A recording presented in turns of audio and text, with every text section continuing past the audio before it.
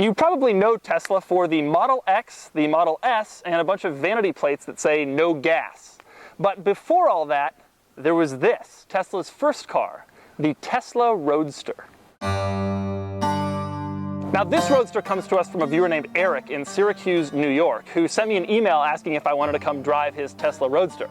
That was pretty cool because I don't get a lot of emails from readers asking if I want to drive their Tesla Roadster. I get a lot of emails from viewers telling me that my face is too big. So I drove 4.5 hours up here to check out the Roadster and take it for a spin. For more on that, click the link below to check out my column on Auto Trader Oversteer. And now let's take a tour. But first, what is it? Now, back when Tesla was a little startup, they borrowed some chassis from Lotus to make this sports car. And everybody looked at them and saw them on the street and said, oh, how cute, what a cute little car. I'm sure it'll take you a few years to fail.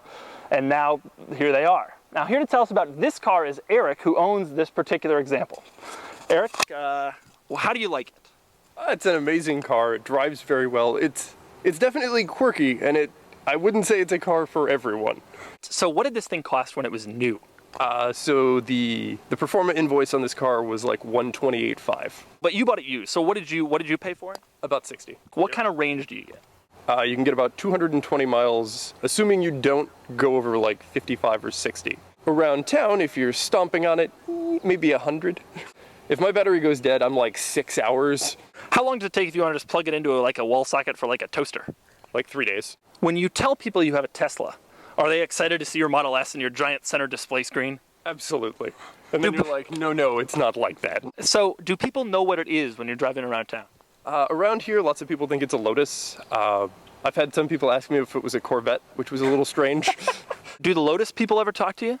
Most of the Lotus owners I've met have been pretty accepting of it. Like, yeah, you know, Lotus is actually producing things. That's good. Have you had any problems with it? So it's stranded me once. That said, the cost of ownership hasn't been awful. Right. I figure somewhere between $1,500 and $2,000 a year. Do you feel any sort of kinship with the Model S and the Model X people? I can't tell you how many times I've had a Model S owner ask me, well, when did they start making this? Like it's something new. One of the Tesla Roadster's most interesting quirks is just how much it shares with the Lotus Elise, including the steering wheel, the climate vents, the parking brake, and the turn signal stalk. Another thing it shares with the Lotus, it is very difficult to climb inside.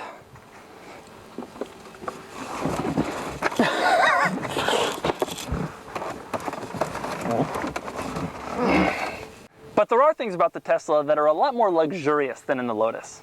For example, it has a cup holder. There are also heated seats.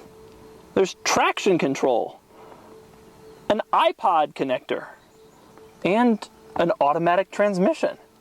Now, some of my favorite quirks about this car are in the trunk. And by the way, contrary to popular belief, it does have a trunk. And actually, it's a fairly substantial one. For example, the trunk latch is from Ford, a fact that Tesla did not go to great lengths to conceal. There's also a system that cycles coolant to the battery even when the car is off in certain circumstances, so you can hear it bubbling even when you're just parked.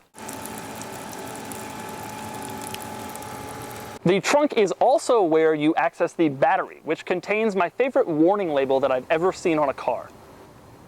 Here's another interesting quirk about this car. It has a completely different charging system than the Model S and Model X. For one thing, it cannot be supercharged at the Tesla superchargers. Also, it has a completely different charge port than both the Model S and Model X and a regular electric car like the Nissan Leaf, completely separate. So, if you want to charge this car on a Model S or a Model X charging station, you need an adapter. If you want to charge this car on a Nissan Leaf charging station, you need an adapter.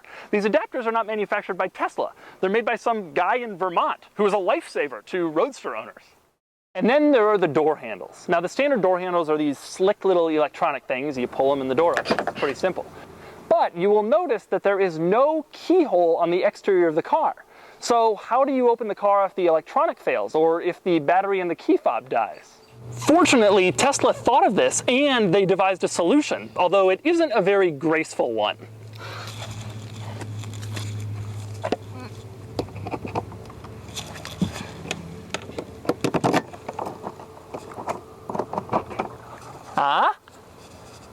It also also features the world's smallest touchscreen, although it's surprisingly useful.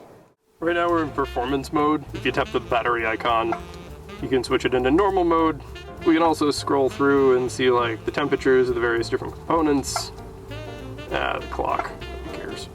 We've got acceleration, power and torque numbers, which it'll sample live and display for you. So there's the tour. Now it's time for a drive.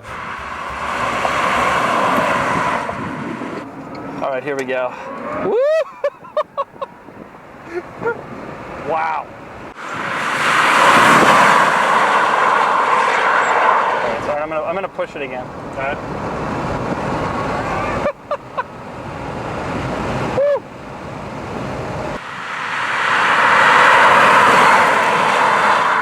It's got that feeling you get right before you're about to lift off when you're on a jetliner and you're looking out the window. The thing about the making no sound is that it could almost get you in trouble. It's like, well, I'm not making any sound. I don't know where my limits are, you know? It has to be all visual. You do develop a feel for it. Yeah. The ride doesn't strike me as that bad. I feel like the Lotus rode harder. Ah, it's weighted differently than the Lotus for sure. For one thing, it weighs 1,000 pounds more. Yeah. Brakes. Boy, the brakes don't do anything additional unless you're really deep into the pedal. The seat is a lot more comfortable in the Lotus. That helps. It is, I mean, you are a little bit constrained movement-wise. You can see we're like, right? The pedals are real small. It's hard to get both of my feet in there.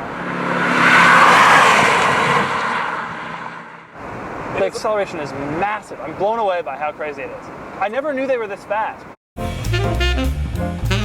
So there you have it. You knew about the Model S, you knew about the Model X, and now you know about the mysterious original Tesla, which may just be the coolest and most exciting of them all. For more of my thoughts, check out my column on Auto Trader Oversteer by clicking the link below.